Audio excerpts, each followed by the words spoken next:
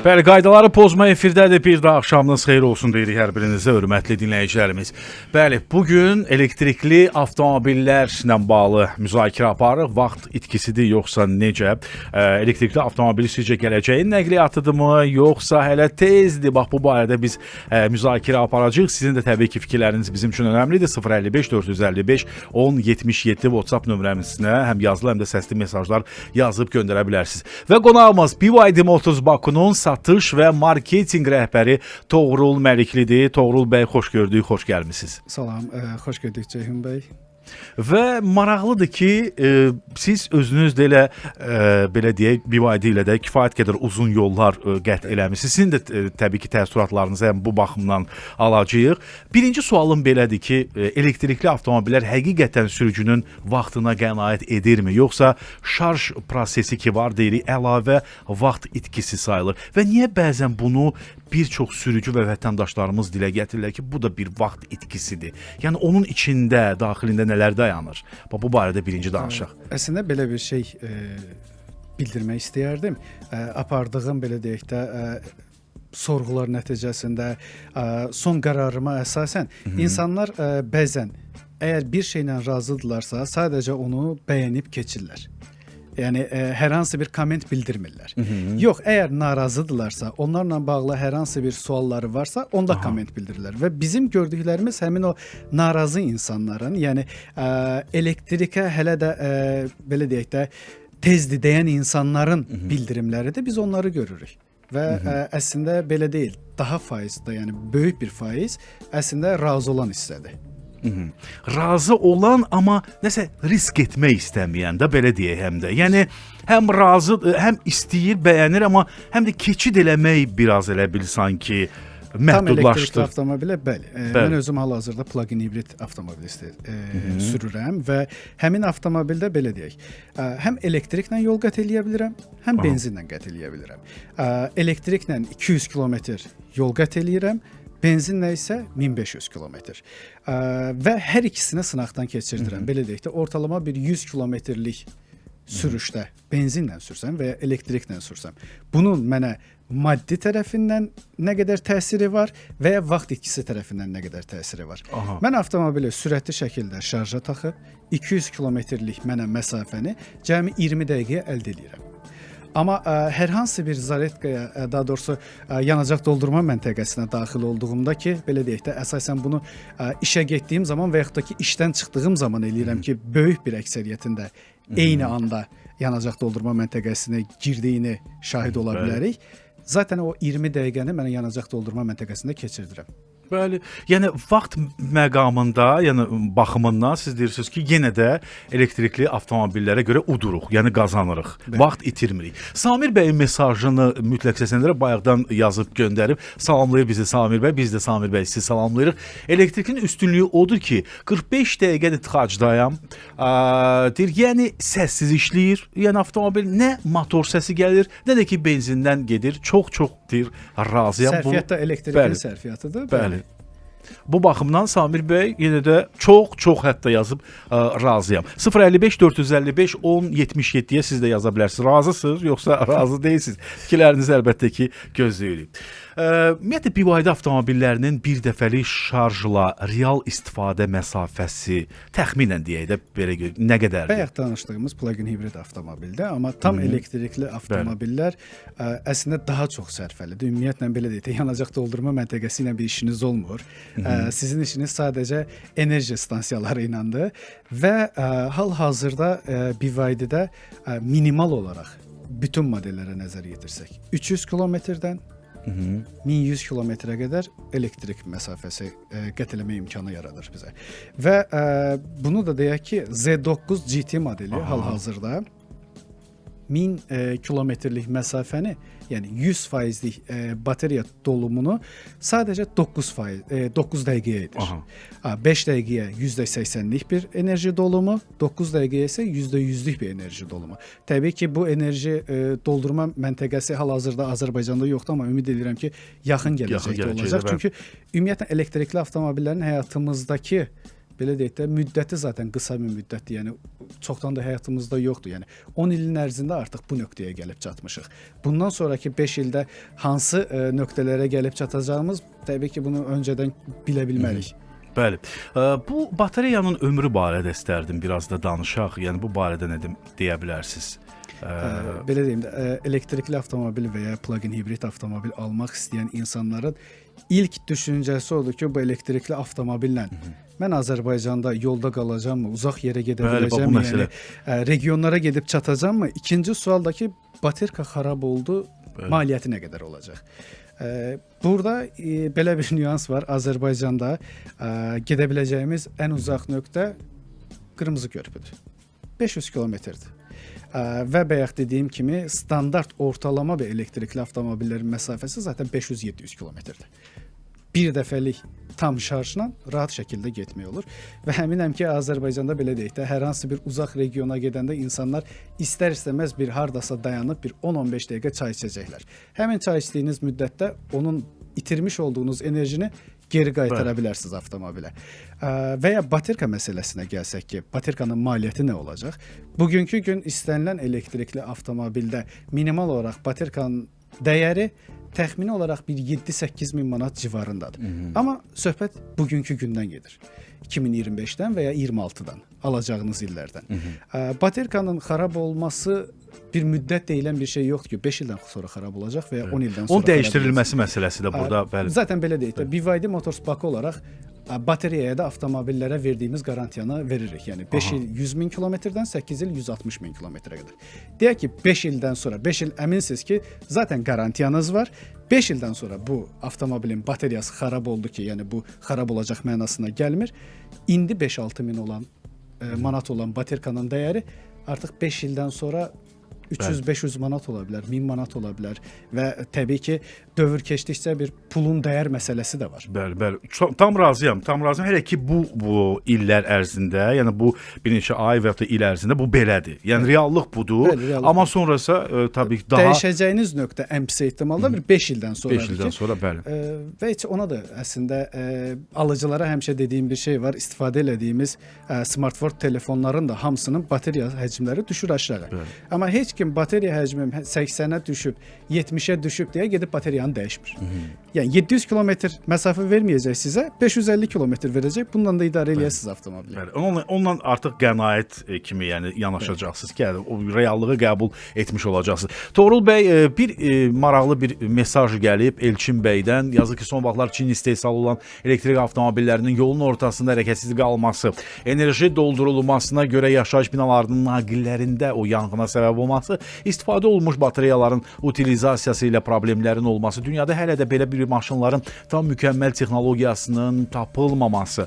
Buna görə də mənə hələ də ənənəvi olaraq daxili yanma mühərriki olan Alman, Amerika və Yapon maşınları daha üstün gəlir deyə bax belə bir fikri Elçin bəy yazır. Bu da bir fikirdir, bu da bir mövqedir, amma nəsə əlavəniz olacaq yəqin. Buyurun. Qısa çünki bir neçə mövzuya toxunulub. Qısa onlara cavab verək.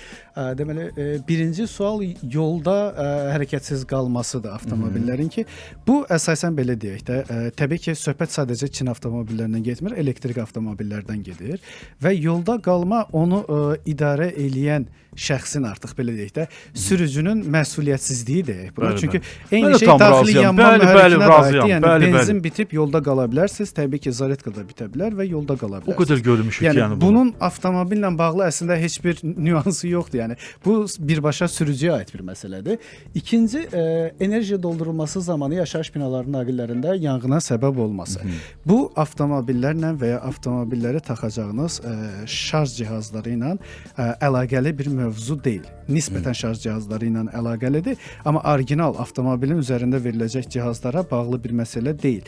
Hal-hazırda belə deyək də, yeni tikili binalardan söhbət gedir böyük ehtimal ki, yəni qarajlarda quraşdırılan cihazlardan söhbət gedir ki, və yağışlı günlərdə də bunun şahidi olduq ki, Bakıda həmin o yeni tikili binaların qarajlarında hər yerdən su axır. Və su axma nəticəsində elektrik naqillərinə toxunma zamanı qısa qapanmaları baş verir. Bu da həm avtomobildə, həm də ki şarj cihazında yanğına gətirib çıxardır. Bu əslində avtomobillərlə, şarj cihazları ilə bağlı bir məsələ deyil. Həmin bəli. binaların qarajlarının su sızdırması ilə bağlı bir məsələdir. Digər məsələ isə utilizasiya məsələsidir ki, inanmıram ki, belə deyək də böyük bir sayda hal-hazırda elektrik maşınlarının bateriyalarının utilizasiyası problemi olar. Çünki hələ yeni istifadəyə başlamışıq. Bir müddətdən sonra utilizasiya eləmə ehtiyacımız olacaq ki, artıq o zaman da belə bir problem qalmayacaq. Onda maraqlı bir sual ortalığa çıxır ki, əslində bir o mənfi halları qeyd elədiniz. Yəni Toğrul bəy, Azərbaycanda elektrikli avtomobil alanların ən çox elədiyi səhvlər nədir? Bax, onların bəlkə səhvlərinin ucbatından müəyyən o neqativ, yanlış, doğru olmayan fikirlər formalaşır və belə deyək də, o neqativ fikir də belədir də, tez yayılır axı. Bəli. Kütləvi şəkildə. Bax, bu ən böyük səhvlər nələrdir ki, yəni bu cəmaət arasında bu söhbətlər dolaşır? Belə deyək də, qulaqdan dolma deyirlər. Yəni heç bir mənbəyə əsaslanmayan, heç bir əsası olmayan bir məlumat doğru məlumatdan daha tez yayılır. Bu günlərdə, daha doğrusu bir həftə bundan qabaq mənə elə öz qohumum zəng vurub demişdi ki, bildiyiniz kimi internet səhifələrdə də bu çıxmışdı ki, BYD-nin bir anbarında yanğın baş vermişdi. Mənə zəng vurub ki, bəs iş yoldaşlarım deyir ki, BYD-lərin monitorunda problemlər yaşanır. Bunun səbəbi isə ambarda baş verən yanğındır. Deyirəm, qardaş, ambarda baş verən yanğının sənin sürdüyün maşının monitoruna nə aidiyyatı var axı? Mən də sürürəm bu avtomobili. Belə bir şey yoxdur. Yəni olmayan bir şey artıq başlayır şayə halında yayılmağa.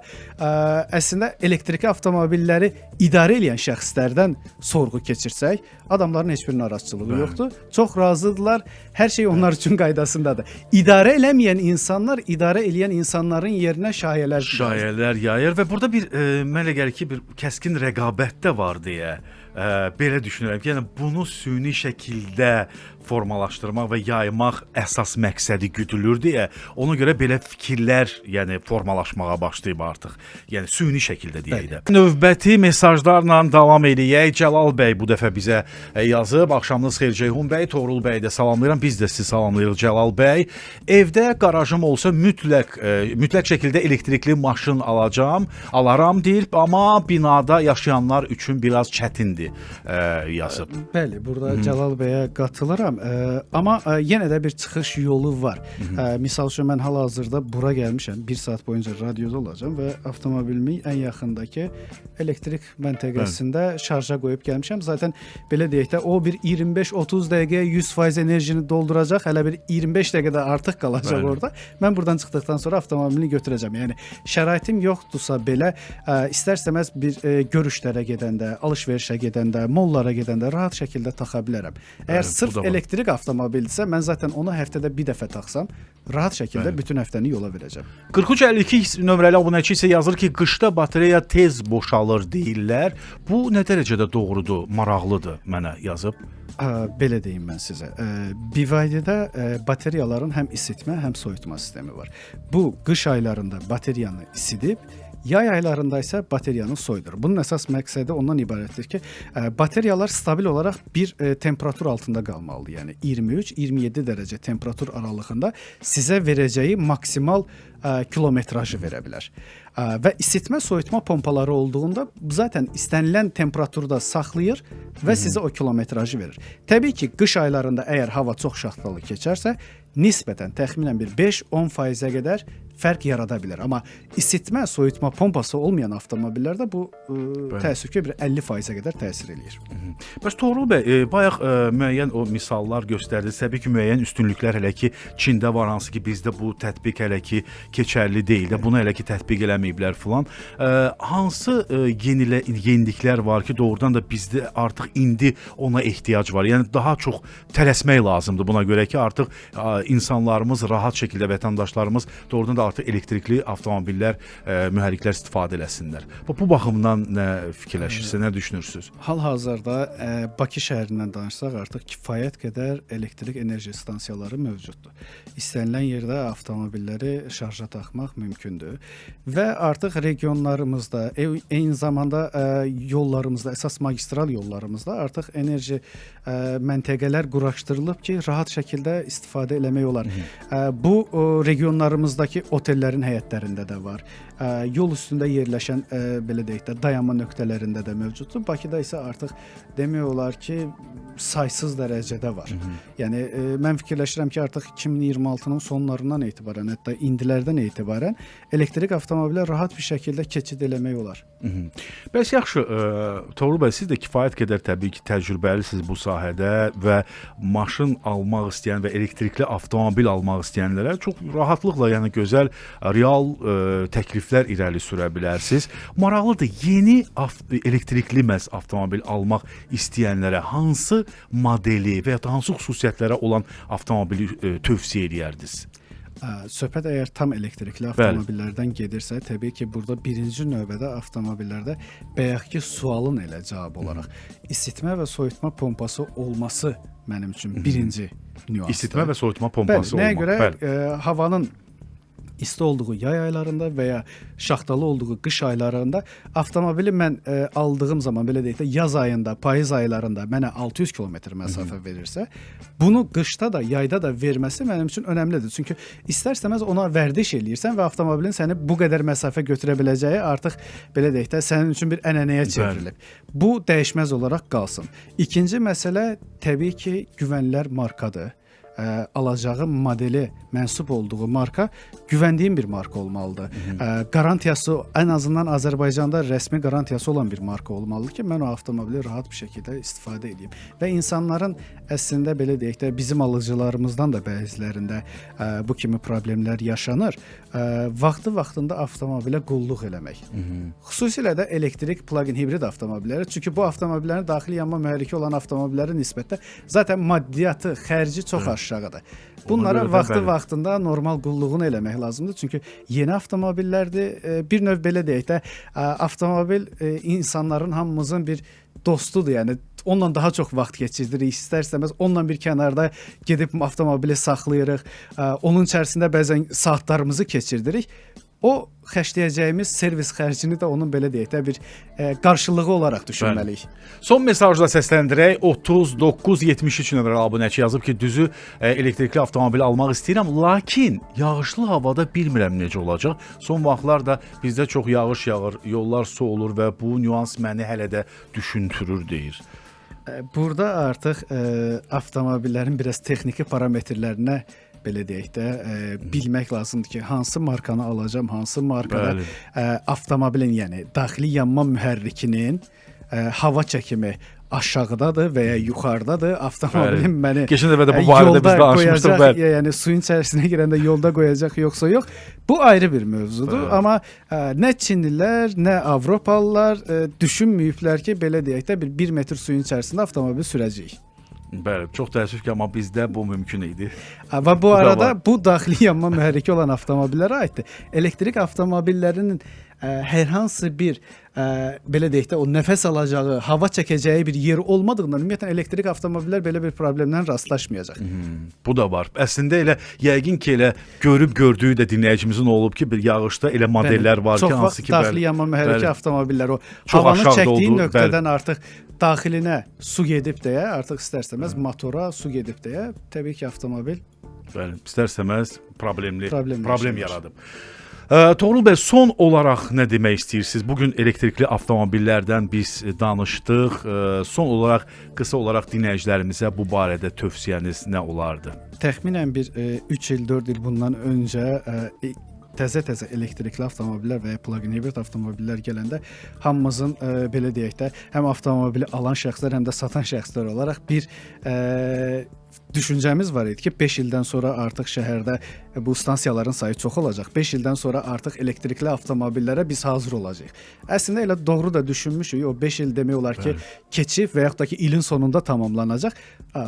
Hal-hazırda doğrudan da Bakı şəhəri elektrikli avtomobilləri idarə etmək üçün yəni o şəraitə gəlib çıxıb. Elə bir mərkəz artıq çevrilib, bəli, doğrudan da. Ona görə də məsləhət verirsiniz ki, bunun sayı daha Bəli. da çox olsun, daha rahat, yəni həm ekoloji cəhətdən də bunu da xüsusi olaraq Təbii ki. vurğulayaq ki, ekoloji cəhətdən də gələcəyimiz üçün də çox vacibdir və önəmlidir. Mən sizə təşəkkür edirəm, Mən təşəkkür Toğrul bəy, edirəm, çox sağ Ceyhun bəy, olun. çox sağ Sizlə olun. müzakirə hər zaman maraqlıdır. Hər tərəfli yanaşmanız çox xoşuma gəlir, detallara varmağınız çox xoşuma gəlir. Minnətdarıq sizə. Çox sağ olun ki, Çox sağ gəldiniz. olun. Hörmətli dinləyicilər, bir daha xatırladıram ki, bugün qonağımız BYD Motors Bakunun satış və marketinq rəhbəri Toğrul Məlikli idi.